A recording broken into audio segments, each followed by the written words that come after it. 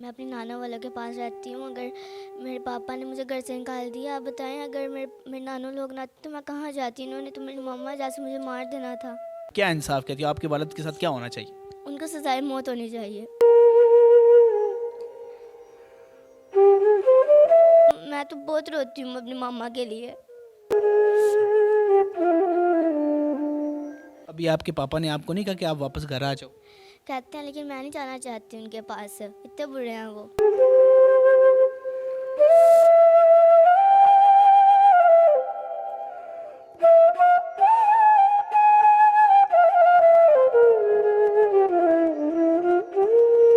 अस्सलाम वालेकुम नाज़रीन, मैं हूं सैयद बासत अली।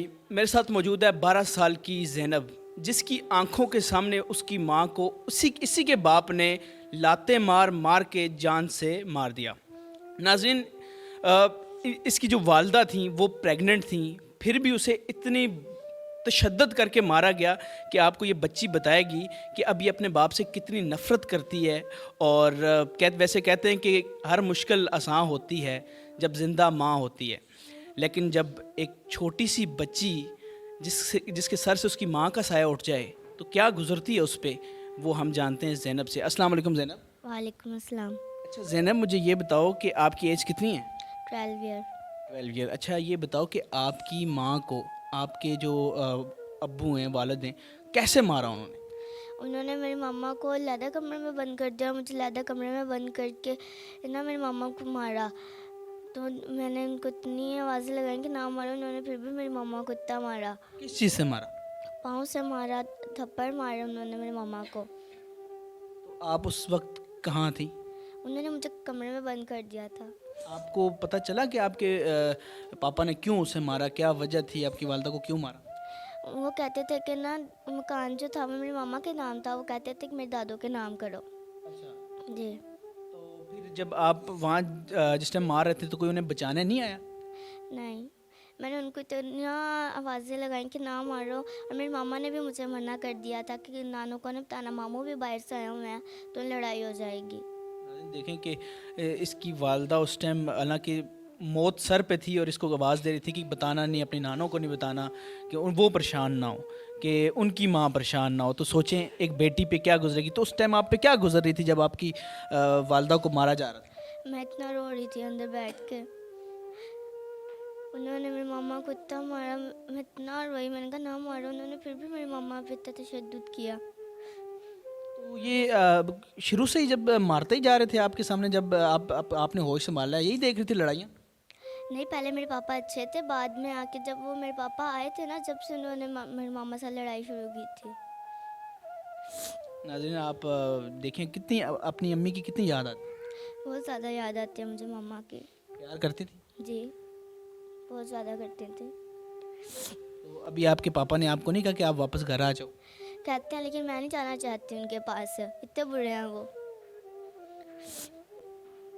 आप इसकी नफ़रत की इंतहा देखें कि मैं उनके पास नहीं जाना चाहती। इसकी आंखों के सामने मारा है और इसकी वालदा प्रेग्नेंट थी। इसकी कितनी उम्मीदें होंगी, कितनी खुश होगी कि मेरा छोटा सा भाई या बहन और भी आए ज़िंदगी में, मैं उसके साथ खेलूं।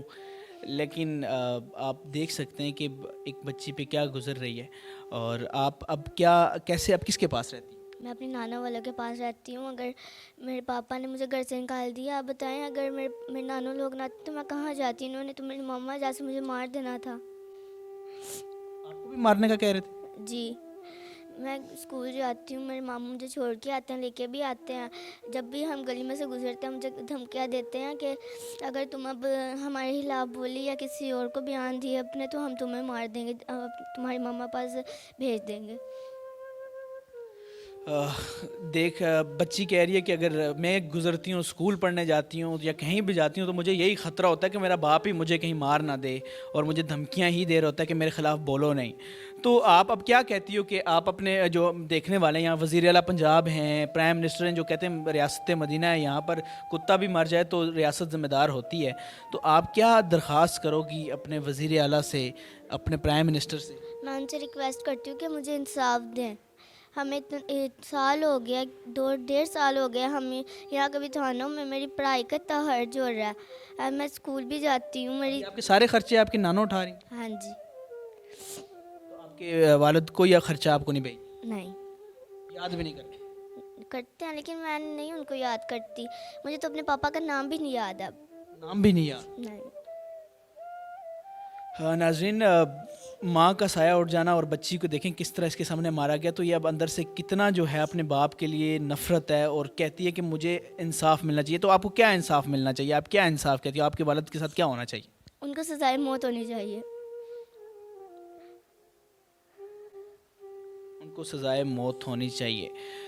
नाज़रीन, हम उम्मीद करते हैं कि इस हुकूमत में जो रियासत मदीना का दावा करते हैं, इस छोटी सी बच्ची के लिए जिसकी उम्र सिर्फ 12 साल है, जिसकी पढ़ाई, जिसने अभी खेलना था और उसने अभी से इतना बड़ा जुल्म देख लिया कि माँ का साया सर से उठ गया। तो बेटा, जब माँ नहीं होती, बताओ अपने नाज़रीन को, माँ नहीं होती तो एक बच्चे पे क्या गुजरती है, कि कितना वो मतलब जीने में क्या क्या मुश्किलात आती हैं। जब पापा बूढ़े हो जाते हैं उनके, ना उनको उनका हक मिलता है। और मैं तो बहुत रोती हूँ अपनी मामा के लिए।